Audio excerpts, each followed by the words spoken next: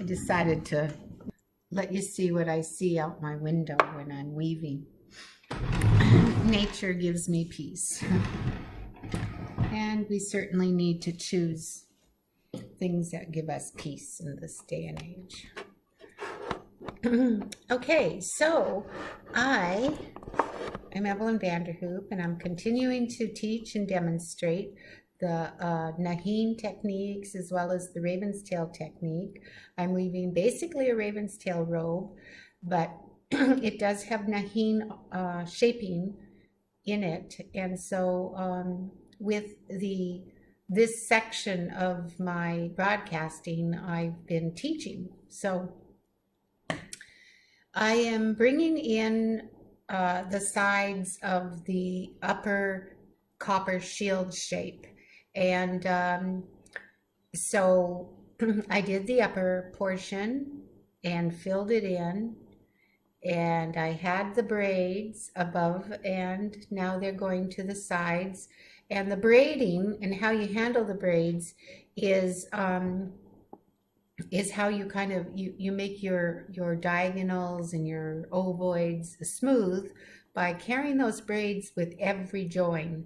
And so I'm preparing to even move in further into that the shield, upper shield shape. Now I'm continuing to create that diagonal, that slight diagonal on the side of those shields. And so again, I'm going to take all of those braids.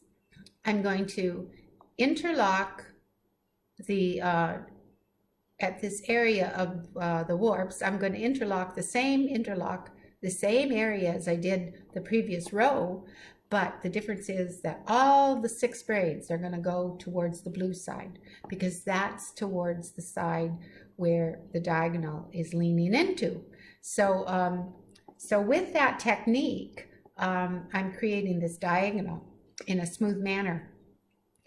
And that is the same technique when you see aprons and like dance bibs that are rounded, that are woven in the Naheen pattern, in the Naheen way, and they're rounded, and the lower portion of an apron is rounded. When you see those rounded aprons and they're Naheen woven, then that lower curve is created by this technique. It depending on how shallow or steep and abrupt you want your V's or your lower U's, it will depend on how often you move over that the warp. So if you wanted a shallow one, you wouldn't move over the warp maybe 4 rows down, then you move over the 1 warp. But you still consider these braids as your assistant in creating a really nice smooth transition and shape. So it's an important technique to learn how to do this. So anyway, I'm getting a little wordy here, but it is important. And so today I am getting ready to move over 1 warp on this row, but I'm not moving over 1 warp. What I'll be doing is moving all of those 6 braids over towards the blue side. So that's what I'm doing today. So Howell for joining me. So we're here with all these braids, and like I said, the previous row I was dividing, I moved over a warp. You can see that. Moved over a warp, but in addition, I also split those braids again. 3 on the blue side, 3 on the black side. So now I want all those braids to be on the blue side. So my first thing is I'm gonna do their switches. Okay. So first the blue.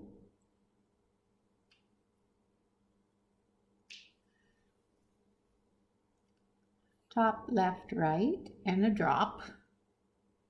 So this top is switching with the bottom and moving through its partners in a ziggy way. The top one goes left of the middle, right of the bottom one, and then drops.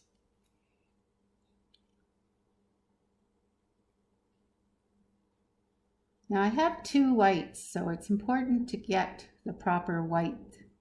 But because they were split before, it's easy. Because the one that I want to pick up now is the one that was caught in the blue side.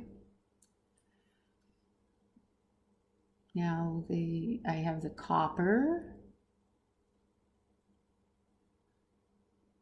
And actually these copper filaments aren't too bad to handle.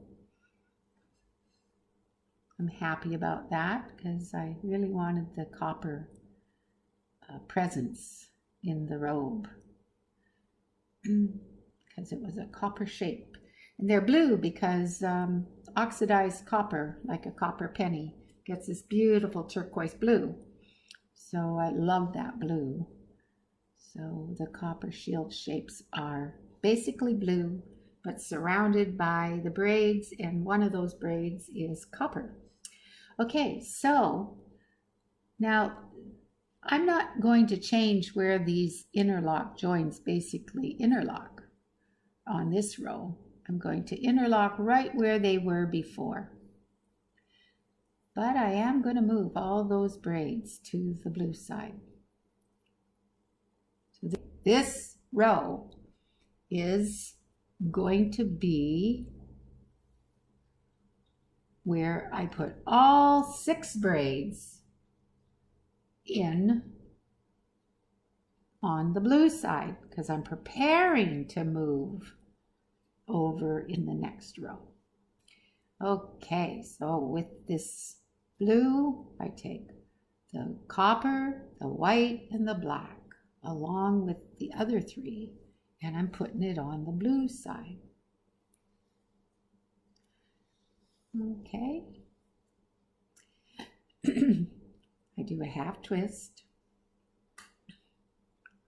and go 2 and then 1, and when I grab that last warp with the black side, I enclose it with the blue weaver. Okay. Do a Naheen turn, go behind 2 and weave to the right.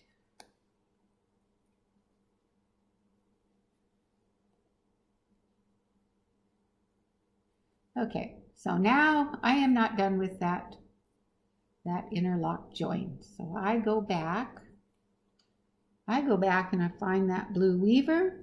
There it is, all by its lonely, enclosed in that interlock join with the black. And now I have all these braids and I put them to the edge. And I go behind 1. And now all those braid tails are on the blue side. There. So before I stop the video, I'm going to show you some pictures of the back of a few aprons so that you can see what I mean about how this technique gets used when you're forming the bottom of a dance bib or the bottom of a dance apron. So all of these are on the blue side. I'm going in the next warp in. I'm going to go in 1 warp, and it'll be here that I will make the interlock join. So I'm going in, and that will create a diagonal. But with the way I handle the braids will help smooth that. Okay, so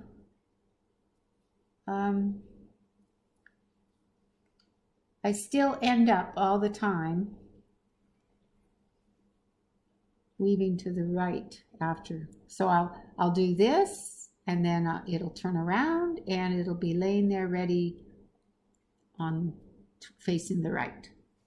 Okay, so I'll show you some photos of some aprons, apron bottoms.